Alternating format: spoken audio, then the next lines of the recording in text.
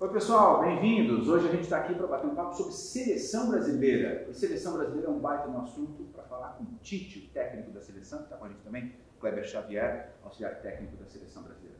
Reta final da preparação para a Copa do Mundo no Catar, então cada minuto eu tenho certeza que vale muito e por isso eu quero agradecer de antemão ao tempo de vocês para falar sobre seleção e sobre a Copa do Mundo. Tite, eu quero começar falando sobre Neymar. Quando a gente fala Neymar, muitas coisas surgem. Mas eu queria falar com vocês sobre o Neymar, pensando nessa Copa, a diferença dessa Copa com outras Copas. Esse Mundial vai acontecer com a temporada europeia no meio. Então tem uma diferença física. O que vocês imaginam que, para o Neymar, essa diferença do calendário pode fazer? Jeremias, ela é importante para o Neymar e ela é importante para a seleção brasileira no quesito preparação. Eu digo assim que tem um clichê que diz assim, eu gosto de ganhar até para o ímpar, eu sou um cara competitivo e tal. Tu é um cara que gosta de te preparar? Talvez essa pergunta seja importante porque esse momento ele é necessário dessa forma. Ela é em relação a todos eles e por isso que nós estamos monitorando, por isso que nós estamos acompanhando, por isso que o fisiologista, porque o preparador físico, porque os médicos, a gente está procurando esse respaldo invisível que as pessoas não sabem, a gente acompanhando de uma maneira muito próxima para eles estarem bem. É Neymar dependência? É.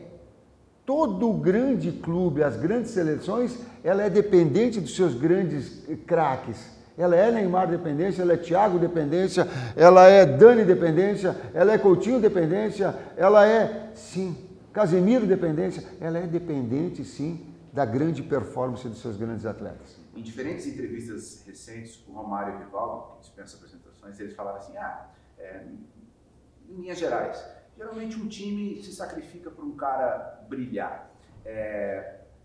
Vocês veem assim também ou não é necessariamente assim? É assim, sim. O trabalho que te traz de compactação sem bola, tu permite uma liberdade criativa maior para o teu grande jogador. O Neymar é um grande jogador e ele é permitido a engrenagem no processo defensivo de que ele tenha, sim, esse espaço maior. Então o Neymar não é o Neymar do Barcelona do lado, o início da seleção brasileira. É o Neymar mais central, onde é arco e flecha, onde é pensador e executador, onde ele vai fazer assistência, mas vai fazer a finalização também. Ele é um jogador que amplia-se a área de ação e que se mantém ele um pouquinho mais à frente, diferentemente por vezes, principalmente do PSG do Pochettino, onde ele baixava como oitavo para marcar toda hora. E agora o sistema me pareceu um pouco mais equilibrado, onde há uma linha de 5, onde há 2 médios e onde há 3 jogadores na frente. E nesse último jogo, Messi pelo lado direito, Neymar pelo lado esquerdo, Mbappé central. E esse retorno, eles ficam de compactação, mas preservando também um pouco mais o Neymar. Isso para ter uma condição melhor. O futebol ele tem números, métricas, mas ele também é muito de sensação e de impressão. A impressão que a gente tem aqui, enquanto opinião pública, imprensa, torcida, é que o Neymar está querendo muito a Copa. Vocês tiveram a experiência de viver com ele a Rússia em 2018. Tu consegue olhar o Neymar diferente para 2022 na comparação com 2018? Tu consegue enxergar, se tem a impressão de que essa Copa é diferente, ele chega nessa Copa diferente? Fora algumas abordagens individuais, o Kleber tem um relato, nós estamos falando no final da Copa da América de 2021, que ele é bastante rico nesse sentido. A gente sentir nos jogadores, né, principalmente Thiago ali que tiveram com a palavra, Neymar, Danilo, sentiram a dor daquela perda e se sentiram mais forte, mais preparado para uma Copa. Começa ali para eles a valorização de uma Copa. Mas o que eu quero colocar, assim, quando tu compara essa Copa com a passada, e nesse momento, há 100 dias, o Neymar estava tão preparado como está agora. Estava tão querendo como está agora. Mas aí acontece a lesão. E nessa lesão dificulta ele. E mesmo com a lesão, mesmo não estando em 100% das suas condições, ele vai, se dedica ao máximo e foi um jogador importante. Se, né, sempre tem o se no jogo contra a Bélgica, aquela definição que ele faz, que o Courtois tira, aquele passe que ele deixa o Coutinho, que o Coutinho erra o gol, aquela bola do Renato, que o Renato erra a finalização, ou o pênalti do Gabriel, que não acontece, e entram, o Neymar estaria sendo um dos destaques. E ali ele estava numa recuperação, ele vinha crescendo, ele estava perto de desenvolver o seu melhor futebol, porque é a questão do tempo, né? Ele chega para a Copa ainda com dificuldade e vai desenvolvendo durante a Copa. Nesse processo de recuperação, ele mesmo me faz eu viajar no tempo, e numa das conversas que eu tive com ele, e o seu Osíris está nos assistindo, nos fere um pouquinho aquele jogo, porque no mínimo eu queria ter prorrogação pela grandeza do jogo.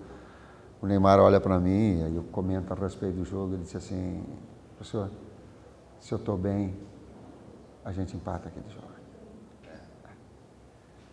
Então ele vinha num processo de recuperação, ele tinha consciência, e a consciência do quanto ele é importante para ele individualmente, para a seleção brasileira, para nós todos. Então foi um relato que pessoalmente, eu estou falando, e seguramente vai chegar para ele, nos assistindo, para a família dele. Ele comentou porque ele estava num processo de recuperação, e que isso lhe dá também essa consciência de quanto estar anteriormente preparado vai ser bom para ele, para nós todos, para a seleção na Copa do Mundo. Como eu falei, o assunto Neymar rende muito, mas eu tenho outras várias perguntas que eu tenho para fazer para vocês. Óbvio que vocês vão fechar a lista junto com o Matheus, com toda a comissão técnica mais para frente, mas vocês já disseram que vão usar as vagas adicionais. E a minha pergunta é, vocês já têm claro, não os nomes especificamente, mas os setores que vocês querem colocar esses reforços, entre aspas? Eu digo que nós temos uma reunião, e a gente faz, a reunião de convocação, a gente faz uma roda, e eu digo assim que é uma reunião quebra-pau, para quem quer essa linguagem, ou de liderança reversa, se quer uma linguagem mais rebuscada, mas que cada um fala a sua verdade e argumenta em cima dela, né? E todos nós temos essa capacidade de externar nossas ideias e tudo mais. Eu digo que democraticamente eu deixo todo mundo colocar, mas que desses 3 que estão de acréscimo, 2 vão ser no processo criativo ofensivo, isso é inquestionável, porque então 2 jogadores a gente vai ter do meio para frente nessas opções dos 26. E o terceiro ele decide. O terceiro é com ele. Pô, é justo. Sempre quando a gente chega perto do Mundial, já tem uma construção de 4 anos no ciclo, mas pipocam nomes aqui e ali e tal. E a gente tem na história da seleção, não só no Brasil, mas outras, pegar alguém mais jovem para preparar para um novo ciclo. A gente tem um nome agora em específico nas últimas semanas em evidência, que é o Vitor Roque. Vocês pensam em alguma coisa assim, não especificamente em cima desse nome, mas construir algo para um outro ciclo, para um próximo ciclo, de alguém muito jovem que está se destacando agora? Respeitam-se os processos e respeitam-se as hierarquias. Tu imagina levar o Vitor Roque e não levar o Rodrigo. Então, cada um vai buscando esses espaços dentro do próprio clube, né? Vai se consolidando a carreira dentro da própria seleção sub-20, olímpica, sub-20. Então, essa integração que a gente tem com os próprios técnicos das seleções, agora com o Ramon, ela é muito, muito ajustada. Então, esse acompanhamento todo, independentemente dos seus clubes, a gente tem acompanhando. É um jogador com uma capacidade extraordinária. Aliás, uma geração que vem, não só ele, mas com uma série de atletas importantes. E o próprio Rodrigo, que é o mais novo de todos que a gente convocou, né? Se ele for entre os 26, ele não vai para ser preparado para a próxima. Ele vai para jogar essa. Cada um pensa da sua maneira, mas o nosso pensar não é uma preparação futura, é uma preparação presente. Os capitães já estão definidos na tua cabeça? Por uma questão de tempo, por uma questão de experiências, de títulos, de maturidade, de ser exemplar nos seus comportamentos, na capacidade de se expressar, são diversas características de liderança técnica, aquilo que representa nos seus clubes. A gente tem uma série de atletas importantes que representam bem. Dentro desse contexto todo, Dani Alves, Thiago, são 2 jogadores, e o Casemiro, são 3 jogadores que têm esse perfil, que estão dentro desse perfil, dessa condição, assim como o Alisson tem essa condição, assim como Marquinhos tem essa possibilidade. Sim, nós temos grandes jogadores com esse potencial. Vou citar ele porque já estava aqui também, citou Daniel Alves, quando ele decidiu o próximo movimento da carreira dele. Vocês conversaram? Vocês participaram em alguma medida da decisão dele de para onde ele iria, pensando também no Mundial? Nós conversamos isso quando ele estava no Barcelona, que ia acabar o seu contrato, e eu desejei a ele, até foi antes do jogo contra o Japão, eu desejei a ele que ele tivesse luz no seu caminho, que a gente ia estar acompanhando.